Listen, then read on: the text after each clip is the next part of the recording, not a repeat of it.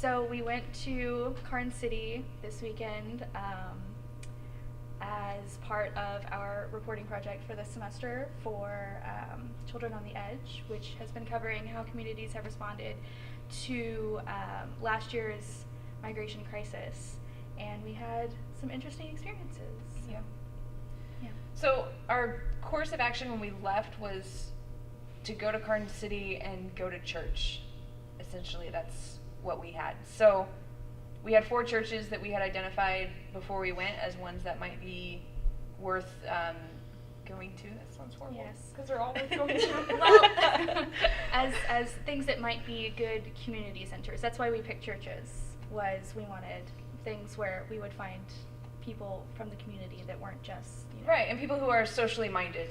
Yes. And interested in what their community is doing as far as outreach. Exactly. Okay, talking to Father Stanley really reminded me why I like journalism, because at first the conversation felt really stiff, and it felt like we were pulling stuff out of him, like he didn't really want to talk to us. But as we got into the conversation, he really opened up and started smiling and joking with us. So it reminded me why I like interviewing, because you really get to make people comfortable with you and make people want to tell their story, but it's your job to make them feel comfortable so they can tell it. So that was really interesting.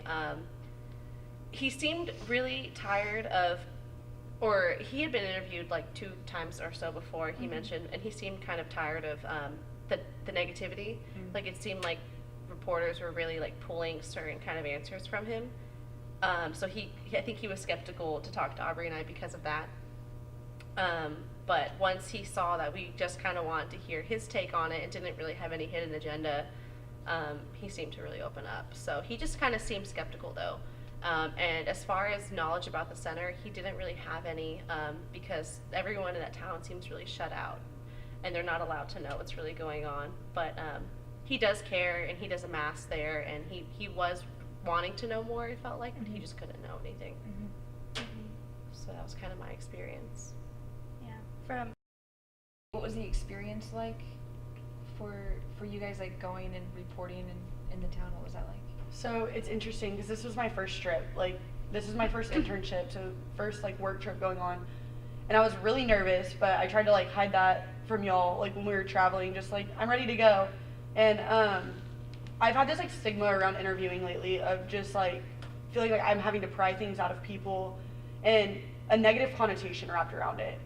And I think that this really broke down those barriers and reminded me, like you said, of why I got into this industry. It doesn't have to be bad, and I feel like sometimes I fall into society's, frame around this industry. And so it was really neat to go and meet people and really feel like I was able to just sit down and just have a conversation. At the end of the day, that's all my interview was, and really have my own perspective, because we all have our own political inputs, but working on this project has opened my own eyes to that. And I think that's huge. And so this trip just really left a lasting impact on me, to really not create these boundaries of what I should expect, but really just go into it open-minded and just be available for what might come my way. Yeah.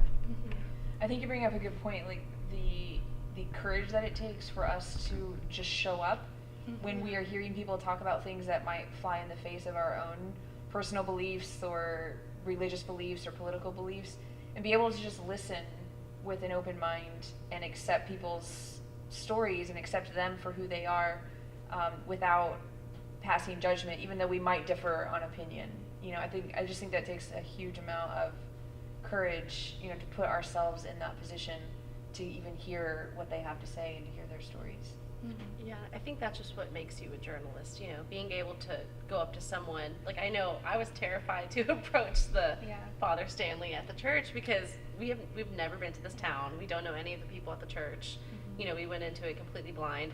But being able, it's what sets you apart as a journalist, and I think what'll make you go farther in this industry is just being able to make people comfortable with you, and making them feel like they can be honest with you and tell their story without completely open. So I think that's what's nice about it. And this trip was awesome because I felt like I was able to put that to practice. And it's not often that in college you get to actually interview people like that, so it's nice being able to put the skills you take tests on and learn about in class, like to actually put them to use. That was a lot of fun. Yeah. I think it ended up going over.